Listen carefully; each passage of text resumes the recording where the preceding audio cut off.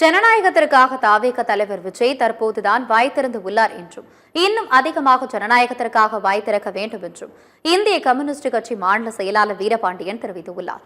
பெரம்பலூரில் செய்தியாளர்களிடம் பேசிய அவர், மகாத்மா காந்தி ஜவஹர்லால் நேரு மீது உள்ள வன்மம் காரணமாக 100 நாள் வேலை திட்டத்தை பெயர் மாற்றப்பட்டு உள்ளதாக குற்றம் சாட்டினார்.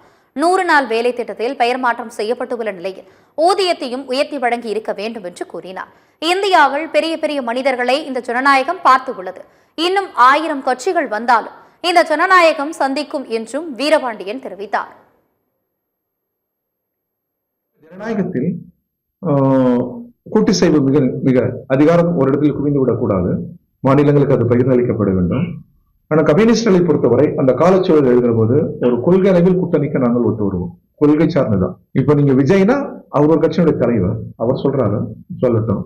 ஜனநாயகத்தில் இப்போதாவது ஒரு வாய் திறக்கிறார், இன்னும் கொஞ்சம் அதிகம் வாய் திறக்க வேண்டும் என்று நாங்கள் அவர் அன்போடு கேட்டுக்கொள்கிறோம். இந்தியாவில் பெரிய பெரிய மனிதர்களை இந்திய ஜனநாயகம் பார்த்துச்சு சார். நேரு, காமராஜர், அண்ணா, கலைஞர் எவ்வளவு பெரிய மனிதர்களை பார்த்தது. விஜய் ஒரு அன்பர் சகோதரர், அவர் கட்சி ஆரம்பித்திருக்கிறார். பல கட்சி எங்க முடியல. அதுபோல இன்னும் ஒரு 1000 கட்சிகள் வந்தாலும் ஜனநாயகம் சந்திக்கும்.